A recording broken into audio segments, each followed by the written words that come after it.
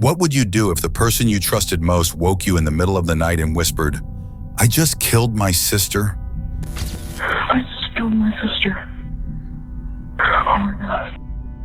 When does a quiet suburb turn into a crime scene you can't imagine in your worst nightmare? Where's your son? Where's your son? Okay, we got it. EMS is coming. Can we take over? Can you step out? Thank you. What happened, son? It was a dream. He said it was a dream, honey. What the? I don't know. Could a 17-year-old with no history of violence suddenly walk into a bedroom and change everything? If someone told you they thought they were dreaming, would you believe them? Do you believe Ben killed his sister without even realizing he was doing it in his sleep? Yes. Ben definitely killed his sister. He did it. There's no question. He's the one that had the knife and he stabbed her. But I believe it was part of a parasomnia. He didn't do this voluntarily. There was no motivation. And what if that dream ended with a life lost forever? What was your first reaction when you heard about the case? I was skeptical. Why does he have a knife next to his bed at night? That if I had not given him that knife, this would not have happened. What makes you so sure that you stabbed your sister while you were sleepwalking? I would never have done that. I loved her. She was my best and closest friend. On September 29th, 2021, at about 4:41 in the morning, a 17-year-old named Benjamin Elliott called 911. I heard the 911 call and I screamed. What's going on? I'm so sorry. You what? And I went to go move into the bedroom. As I moved, I saw Meghan, and she was,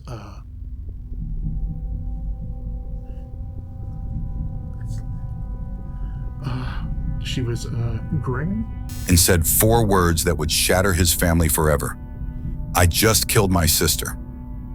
Harris County 911, what's the location of your emergency? I just killed my sister. Oh my God. Tell me what your name is. Benjamin Elliott. Okay, tell me exactly what happened. I thought it was a dream. I took my knife and I stabbed her. Please, I don't want her to die. I'm so sorry. How old is she? 17, we're twins. Is she awake? Yes, she's like barely alive. Is there anyone else there in the house with you? There is, it's my parents, but they're asleep. Okay, I need you to go wake them up.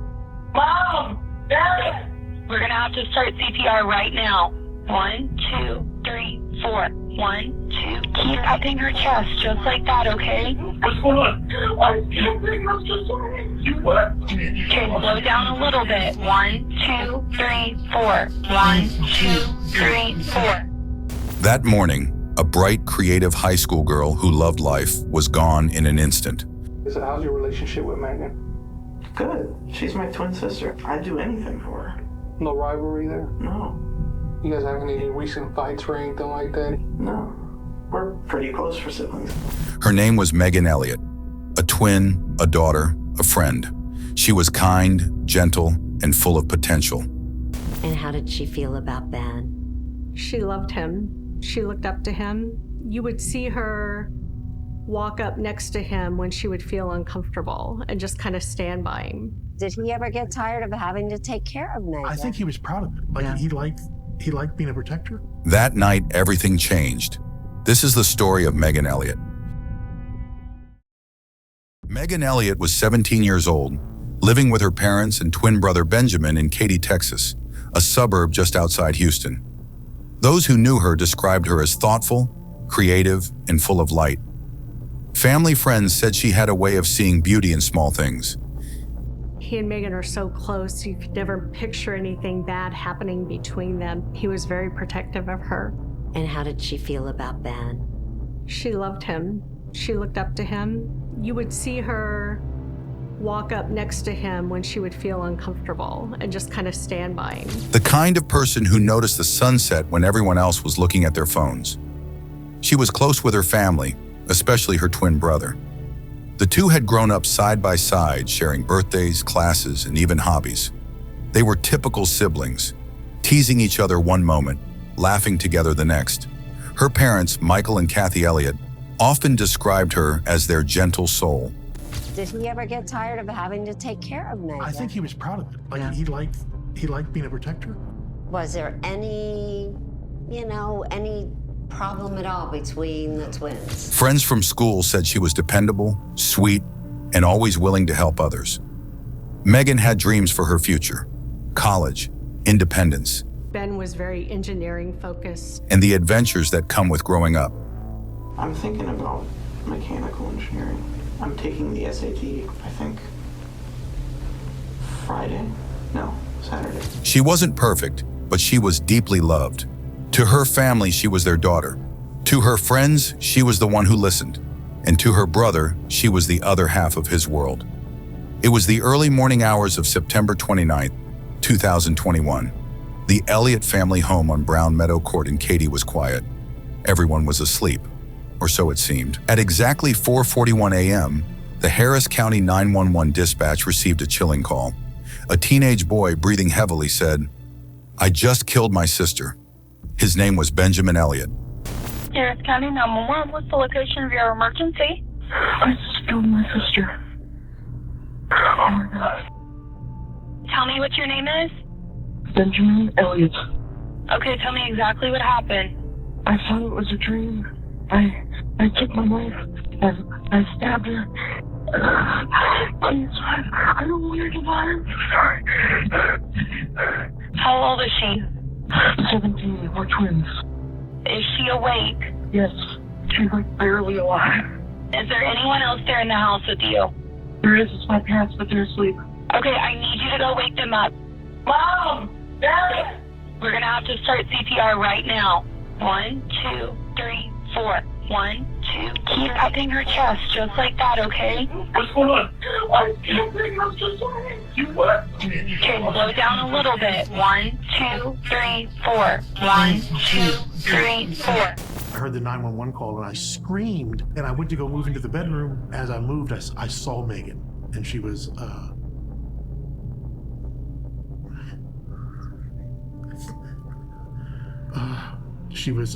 gray, you know? When deputies arrived minutes later, I heard Michael yell. I was trying to figure out what's going on. And Michael said, "The police are here." Where's the brother at? And I just... they found Benjamin in his sister's bedroom, performing CPR on Meghan. She had been stabbed multiple times in the neck. Where's your son? Okay, we got it. EMS is coming.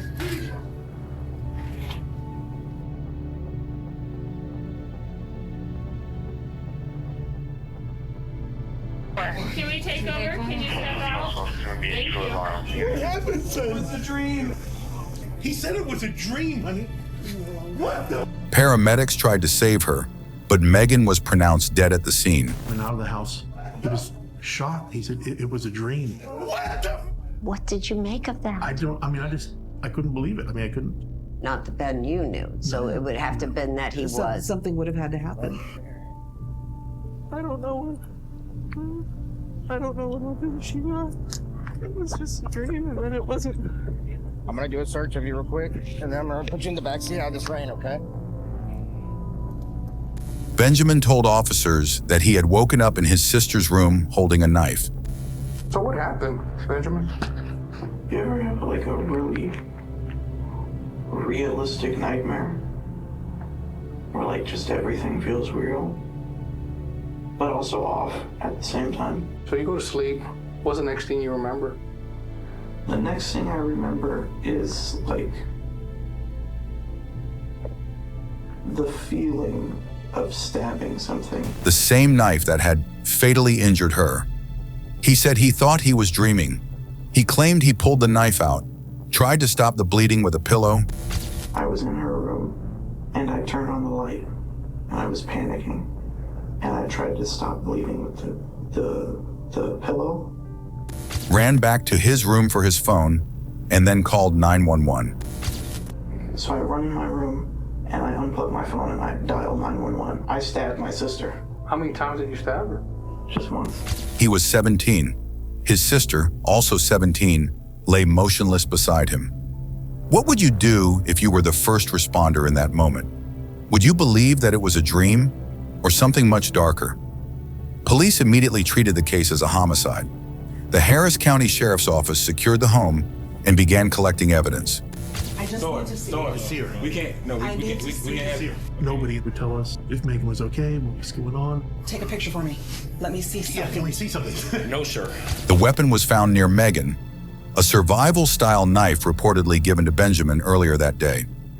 Actually, the knife that you had in your hands, where'd you get it from? From my dad. He had given it to me that day. It was like a Air Force survival knife. I was really enamored with it. I know that if I had not given him that knife, this would not have happened. Detectives interviewed the parents, who said they'd been asleep until they heard the commotion. They described the twins as close. No history of fighting, no warning signs. So how's your relationship with Meghan? Good. She's my twin sister. I'd do anything for her. No rivalry there? No. You guys having any recent fights or anything like that? No. We're pretty close for siblings. Benjamin told police over and over again that he didn't remember what happened, that he had been dreaming. Investigators noted that his phone was inactive for roughly 24 minutes before the 911 call, a gap that would later become an important detail in court. Forensic experts examined the scene and Meghan's injuries. The medical examiner confirmed she'd suffered multiple stab wounds to the neck, one of them fatal. Prosecutors later pointed out that there wasn't as much blood spatter as expected, suggesting the attack might have involved a pillow. So he's saying that he stabbed her in the neck, removed the knife with where she was stabbed. Blood would be coming out of her neck. You should see some sort of blood spatter on the walls. And there isn't any of that. I think he wanted to cover her face. I think maybe even muffle if she were to scream or anything like that. The only way for there not to be that blood spatter is it had to be there when he took the knife out. It wasn't there for life-saving measures. The defense, however, saw it differently. They argued that Benjamin was in the middle of a parasomnia episode, a sleep disorder that can cause people to perform complex actions while unconscious, such as walking, talking, or even driving. In general, think of a parasomnia as an abnormal behavior that occurs during sleep. Like sleepwalking. Sleepwalking would be a parasomnia. So began a long, complex battle between science and suspicion. Benjamin's attorneys claimed he suffered from a rare sleep disorder and had been sleepwalking during the attack. They called neurologist Dr. Gerald Simmons, a sleep expert who conducted 2 studies on Benjamin. This is brainwave activity here. So we did the sleep study. I saw that he had obstructive sleep apnea. He's sleeping, struggling a bit to get breath. Right, yes. And that could be the trigger. Yes. Now he's in slow wave sleep. This is slow wave sleep. Sleepwalking will typically occur in non-REM slow wave sleep. According to Dr. Simmons, Benjamin entered deep sleep unusually fast and had a history of parasomnia, conditions where a person can move or act while not fully awake. So it was 11 minutes from the time we turned off the lights until he was in slow wave sleep. Do you believe Ben killed his sister without even realizing he was doing it in his sleep? Yes. Ben definitely killed his sister. He did it. There's no question. He's the one that had the knife and he stabbed her. But I believe it was part of a parasomnia. He didn't do this voluntarily. There was no motivation. Dr. Simmons testified that Benjamin's behavior matched what's seen in extreme sleepwalking episodes. The fact that he called 911, performed CPR, and showed panic afterward, the doctor said, pointed to someone who had just woken from a terrifying dream, not a calculated killer. I realized he was sinking the knife into something or someone, and then woke up and realized it was his sister. But the prosecution called their own expert, psychologist Dr. Mark Pressman, who argued that Benjamin's actions showed awareness. Unsheathing a knife, entering another room, and recalling parts of the incident, he said, were inconsistent with a classic sleepwalking episode. I concluded he was not in a sleepwalking state. How did you come to that conclusion? He had memory. He is said to have come out of the state much faster than any sleepwalker could ever do. Prosecutor Maroon Kutani told the jury that this wasn't a dream. It was murder. The case moved slowly through the system. Benjamin Elliott walked into his sister's room with this very knife, and he stabbed her in the neck twice. There's no blood spraying in the room. You know why? The only thing soaked in blood is the pillow that he muffled her screams with. After Benjamin was charged and indicted for murder, the trial finally began in early 2025 at the Harris County Courthouse in Houston. Inside that courtroom, the contrast was stark. A devastated family on both sides of the aisle, a son accused of killing his twin sister, and parents forced to relive the worst night of their lives. Prosecutors played Benjamin's 911 call, his trembling voice saying, "I just killed my sister." Calls 911 at 4:41. Hello? Hello? I just killed my sister. I stabbed her with a knife. Oh my God. He's whispering, and you'll see his demeanor in the interview. Sorry to tell you this, but Meghan has succumbed to her injuries. And the defendant says, I thought it was a dream. They showed crime scene photos, autopsy findings, and phone data. They painted a picture of a violent act, not an accident. The defense countered with science and emotion. And this is not a ruse. This is not some defense to get Ben off of a tragic set of circumstances. This is a real phenomenon. He's saying things like, "Oh my God. I thought it was a dream. I thought it was a dream. I don't want her to die. I don't want her to die." He's trying to do CPR. 1, 2, 3, 4. They called family members, teachers, Ever notice that if the sweet kid or the tender kid change into somebody else? Absolutely not. and friends. Sheer confusion on his face, like he genuinely seemed baffled as to how that happened. To describe Benjamin's good character and long-standing sleep issues. They argued he had no motive, no anger, no reason. It was, they said, a tragic accident. The courtroom was silent as Meghan's parents testified. They spoke about both of their children, about their loss and their confusion. They said they had forgiven Benjamin. They even asked the court for mercy. After days of testimony and expert debate, the jury reached a verdict. On February 24th, 2025, Benjamin Elliott was found guilty of murder. The next day, he was sentenced to 15 years in prison.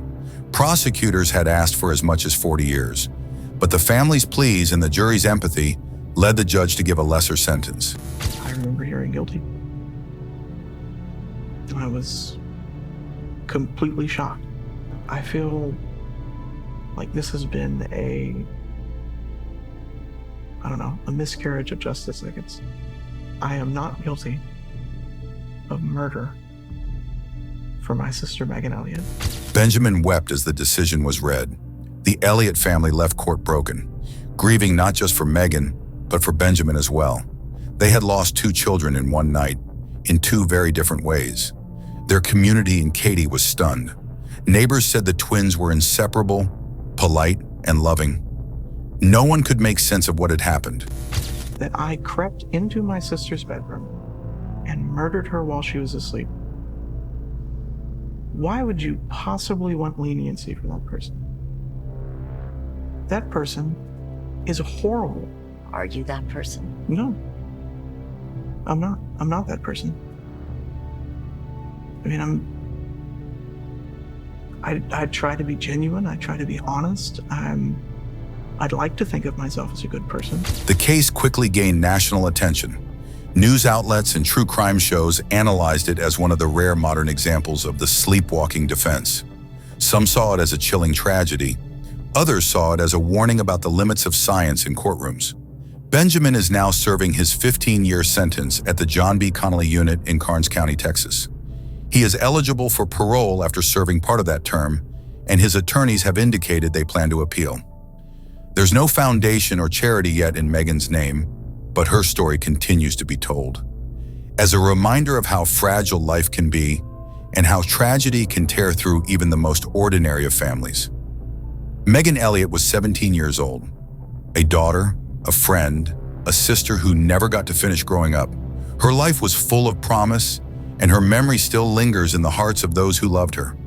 Her story isn't just about death, it's about questions we may never answer. How responsible are we for what we do when we're asleep? Do you feel you're guilty of anything? No. You don't? No. No, I don't think this is my fault at all. I used to blame myself for it because it's like, I was the one holding the knife, right? But, I mean, I've come to realize that I'm not. You know, I couldn't have done anything any different than what I had done. And how do we find justice when love and guilt live in the same home? What do you think? Should sleepwalking ever be a defense for murder? Leave your thoughts in the comments below. And if you want more stories that seek truth and justice for victims like Meghan, subscribe to Murder Town Mysteries. This was the story of Meghan Elliott, remembered not for how she died, but for who she was.